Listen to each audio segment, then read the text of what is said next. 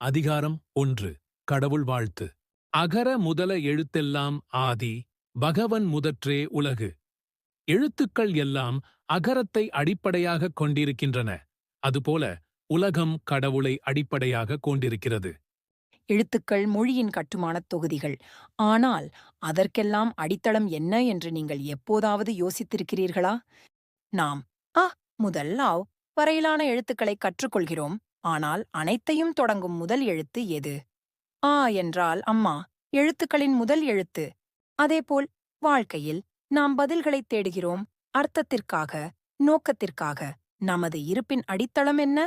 எழுத்துக்கள் ஆ வில் தொடங்குவது போல நமது உலகம் ஒரே ஆதாரத்துடன், ஒரு உண்மையுடன் தொடங்குகிறது. அதுதான் கடவுள்.